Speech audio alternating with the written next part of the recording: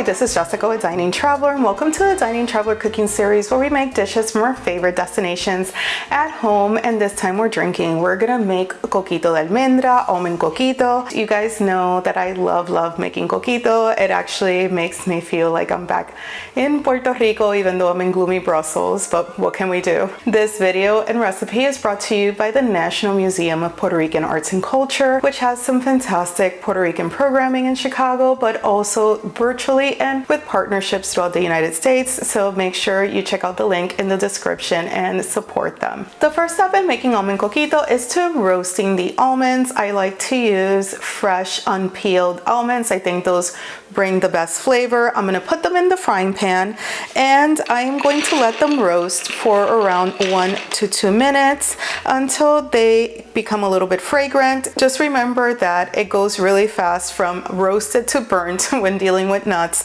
so make sure you keep an eye on it. Now the almonds are roasted and we set them aside on a bowl for them to cool. The next step for almond coquito is to dry roast the spices. So this is a little bit different than what I did with my original coquito recipe, and that is a step that I learned from a awesome creator called Masala and Chai. She had this chai tea recipe that I absolutely love. Make sure you guys look it up. It was already using a lot of the spices that I use in my coquito, the cinnamon, the clove, the star anise, the ginger, and I just added a little cardamom. I love the scent, the aroma of cardamom, and I thought it went really well with the almonds. So we're gonna dry roast those first, just for a minute or two, and then we're gonna go ahead and add the milk. With the milk, you can do two different things. You can use regular evaporated milk, or if you want to make a vegan almond coquito, what I found that works really well is an almond barista milk, just because it has more of that creaminess, the consistency of evaporated milk. So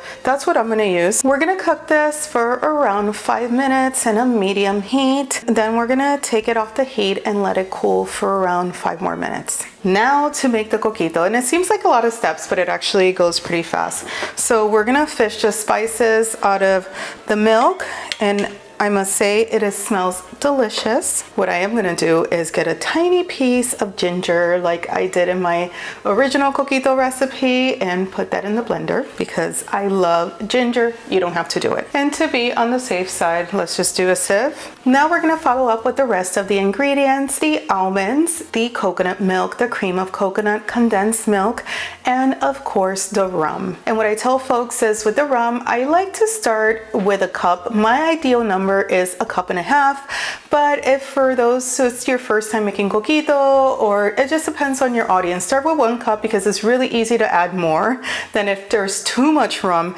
taking away from the flavor of your coquito. So now I have all the ingredients for my coquito in the blender, and I have a Vitamix, which is a pretty high powered blender. If you don't, that's fine. What I would do is just let those almonds soak in the coquito mix, probably for around 10 to 15 minutes to soften it a little bit. But if not, let's get the show on the road. Let's do this.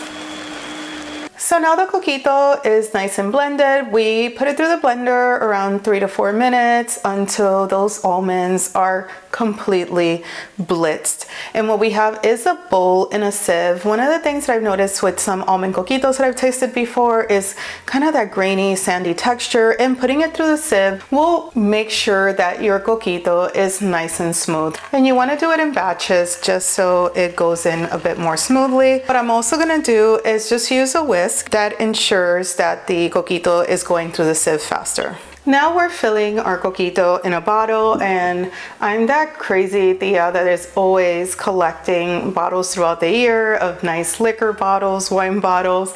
This is even a water bottle. This is a brand that I love called Vichy Catalan, and I love the design. And we're gonna pour it in, and you want to at least leave it overnight for optimal flavor. I know it is very difficult to resist some coquito, but we're gonna do it. We're gonna do it because we're strong people. So we are gonna fill this in, and this will last, like, I would say a week and a half in the refrigerator. So this is how we make Coquito de Almendra almond coquito at Casa Dining Traveler. I hope you guys enjoyed this recipe. If you guys have any questions or feedback, please share it in the comments. Don't forget to like and subscribe, and a big thank you to the National Museum of Puerto Rican Arts and Culture for sponsoring this video. Now to my favorite part, Cheers, salud, and I hope you guys have an amazing holiday season.